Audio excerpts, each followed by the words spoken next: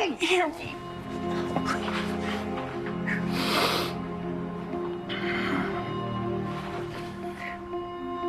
love you. I love you. All right, Oval fans, so we have yet another body to add to the body count list of the Oval. I mean, I feel like I ought to do like a video going over all the deaths in Tyler Perry shows in 2021. It's been pretty crazy, but Ellie caught a bullet to the brain in last week's episode as she was declaring her love and the remorse that she felt after stepping out on Alan, realizing he was right about everything regarding the president and how he didn't want her, doesn't take her seriously. I mean, what's that saying? You play stupid games, you win stupid prizes. This isn't me trying to say that Ellie, and I hate Ellie and she deserves this, but you kind of did it to yourself. I mean, you hoard yourself around and all of a sudden you think you have the power. It's kind of like, what Oscar/Brandon warned Candace about in the haves and the have-nots way back when. Look, you're at the presidential level here. You're playing these high rollers in the game. These aren't your street, city, state level people like the judges, the mayors, governors, and whatnot. They're used to screwing around. These are high profile people who are used to the tricks of the trade that your level of, I guess you could say, harlots are used to. Candace didn't want to believe it until Charles showed her the Chucky side of his persona, and that spooked her. Now, when you look at Ellie, she was pretty much trying to play the president the same way she did Alan, the same way she probably did other lower level political business CEO level clientele, if you will, to get from point A to where she is now. But given the fact that it turns out, wait, I don't have control over this situation like I thought, between Hunter being a brainless brute and his wife threatening me every 5 seconds, and then their son trying to assault me in my own apartment. This shit's crazy, but it's a bit too late for that now. So we know Alan was in the turmoil of, okay, do I kill Ellie to protect my mom? What am I going to do? And it seemed like he was literally contemplating doing it because he was trying to rush Ellie to sleep. But she just kept pleading with him to listen to what she had to say because he was right about everything. You're the only person I've really loved and this and that. And I just needed one night to myself to get things together, to figure out how to apologize to you. And basically she was pouring her heart out, telling Alan everything he wanted to hear. And he kept telling her to shut up, to go to sleep, because don't tell me this now, because this was the last thing he needed on his mind when he was thinking about, beating her brains out with that baseball bat. But in the midst of her heartfelt apology, boom, a bullet just comes out of nowhere. And it's funny when you watch the scene on playback because we only see Ellie's eyes close the moment we hear the sound of a bullet, and then we see her fall down in like a big blood. It's like probably tomato sauce just got thrown across the wall, and I'm like, wow, okay, Tyler, this is almost as hilarious as when let's say when was it when Wyatt slit Vinny's throat with the beer bottle and it looked like tar on the ground, and then when Candace beat she beat the side of Rocky's head in with a golf club, and it looked like barbecue sauce, Sweet Baby Ray barbecue sauce is on the floor. But in this case, it's like, pow! We see Ellie, like literally, I watch in like slow motion, like at 0.5 speed. And the moment the gunshot goes off, you literally see the blood just randomly pop up on the wall, and Ellie just closes her eyes and just slowly falls to the floor. I was laughing my ass off. But the thing that got me was how quickly it happened. I think I mentioned this in my review that the Ellie death, I really thought Tyler, and when I say dragged it out, when I say maybe Tyler would have dragged it out, I didn't even mean that in a bad way. I think it would have been more, it would have done more for the Alan character if, let's say, he was, this thought of killing Ellie to save his mom was torturing him throughout the night. And the longer he waited, the more Victoria would call and text him with like photos of his mother being beaten or his mother being, not cut up or anything, but, just being tortured somewhat.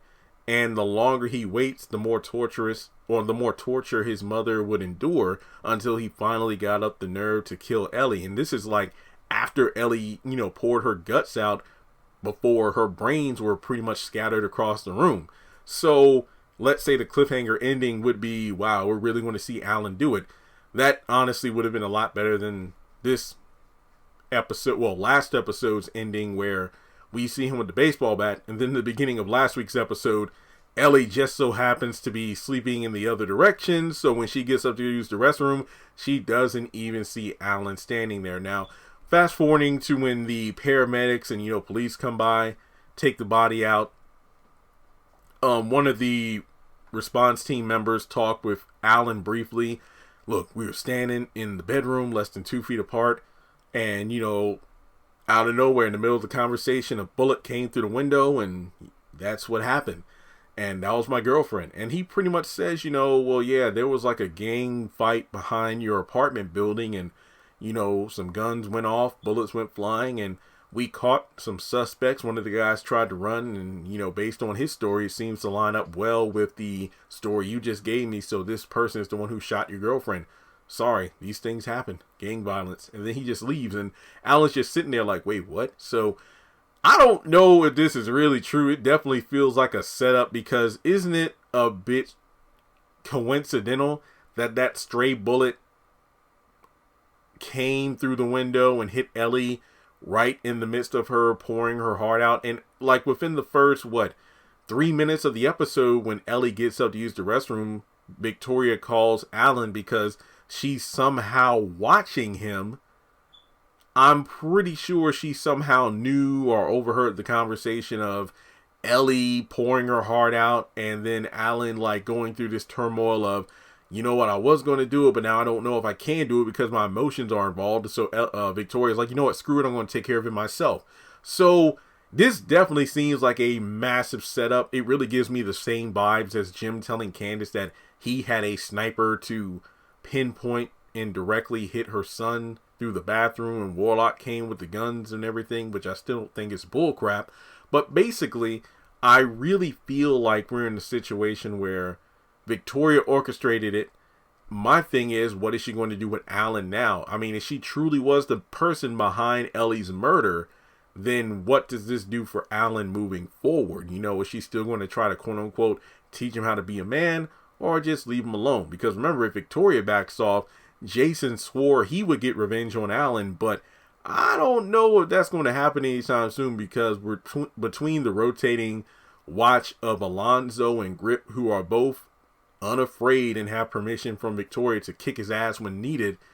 I think Alan might be, safe, but then again, to have the person you loved and cheated on you with a man who pretty much demasculated him along with his wife, First Lady, and then to have her pour her heart out to him, declaring her love, and then seeing her die right in front of you, I don't think Alan's going to be all right anytime soon. So let me know your thoughts on Ellie's death.